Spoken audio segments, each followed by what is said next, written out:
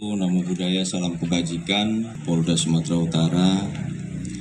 Yang saya hormati yang mewakili Bapak dan Lanal, yang saya hormati yang mewakili Bapak dan Subdenpom, yang saya hormati yang mewakili Bapak Kepala BNN, yang saya hormati Ketua PWI Kabupaten Asahan, para pejabat utama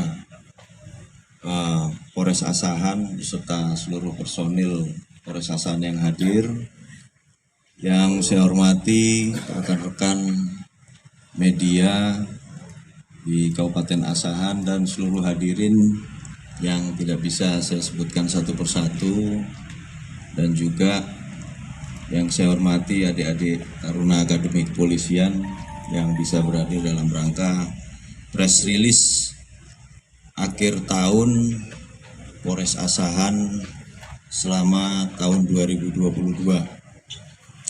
Baiklah rekan-rekan sekalian, terlebih dahulu saya mohon izin Bapak Wakil Bupati beserta seluruh unsur Forkopimda yang hadir di sini dan instansi terkait. Selama tahun 2022 ini langsung saja saya jelaskan secara singkat jumlah tindak pidana yang terjadi selama tahun 2022 ini sebanyak 2002 kasus ya untuk kejahatannya, artinya tindak pidana kriminalitas maupun kasus narkoba ada 2002 kasus, dan penyelesaiannya sebanyak 1.685 kasus atau setara dengan 82,60%.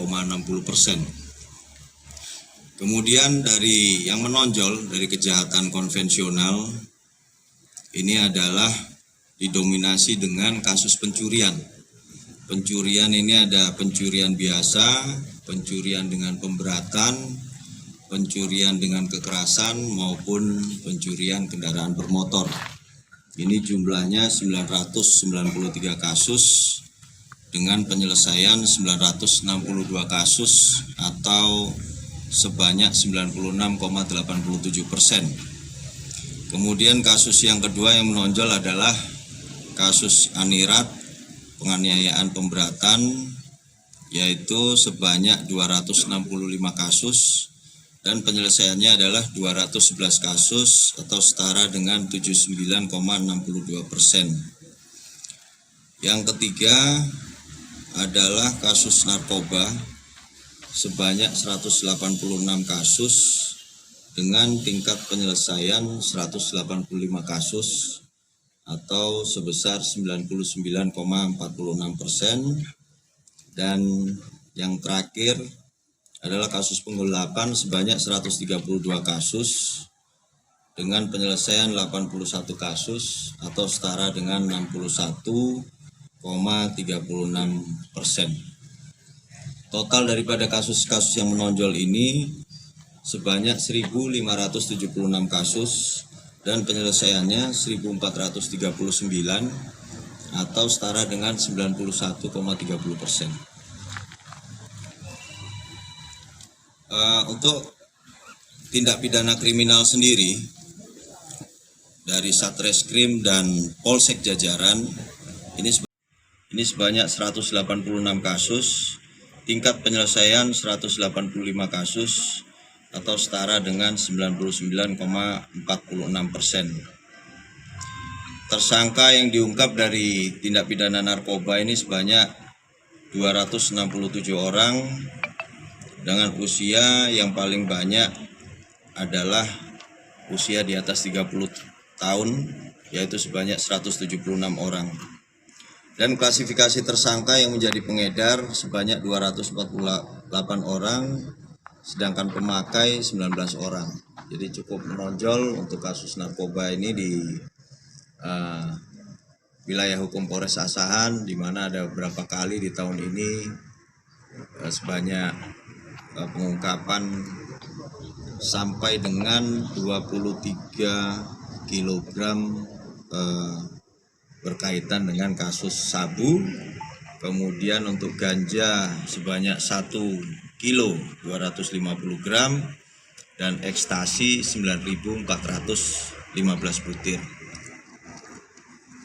Kemudian dari sekolah-sekolah juga, karena kita baru kembali lagi nih dengan situasi normal sehingga perlu penyesuaian.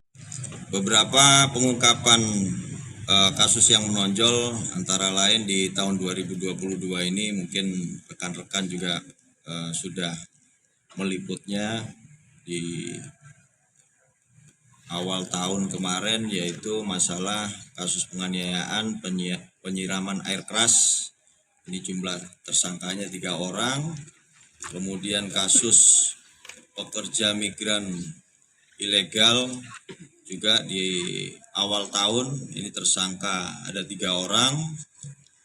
Kemudian berapa kasus curanmor dan pencurian pemberatan, ini berkaitan dengan pencurian kendaraan bermotor, mulai dari truk, kemudian rel kereta api, pencurian rumahan, ya, dan beberapa kasus perjudian, ya. Beberapa waktu mungkin sebelum saya masuk sini sudah dirilis juga oleh Kapolres sebelumnya bersama Pak Dandim waktu itu. Kemudian kasus penyalahgunaan BBM bersubsidi waktu bulan September kemarin juga, ya, ada berapa ton itu, 3 ton waktu itu kita ungkap kasus pelakon BBM bersubsidi, di mana beberapa waktu yang lalu BBM ini sempat langka baik di SPBU maupun yang digunakan oleh masyarakat, ya, itu kita berhasil untuk mengungkap kasus tersebut. Dan yang paling menonjol juga adalah selama 3-4 bulan terakhir adalah kasus geng motor ataupun pengeroyokan yang dilakukan oleh anak-anak kita yang masih bersekolah, berusia remaja, dan ini kita ada yang proses lanjut dan juga sebagian besar kita lakukan pembinaan dengan cara dilakukan pesantren kilat di Polres Asahan bekerja sama dengan Pemkab Asahan maupun Kodim 0208 Asahan, lakukan pembinaan baik dari segi agama, ya, pembinaan rohani, kemudian pemberian pengetahuan berkaitan dengan wawasan kebangsaan, dan kegiatan disiplin yaitu latihan PBB.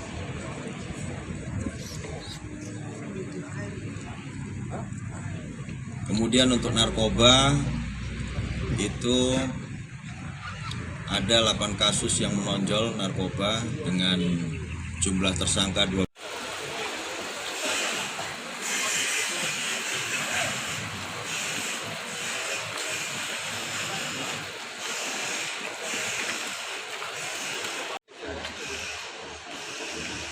Kita tahu belakangan ini banyak kasus materai seperti tawuran gitu Pak Kapolres, ya.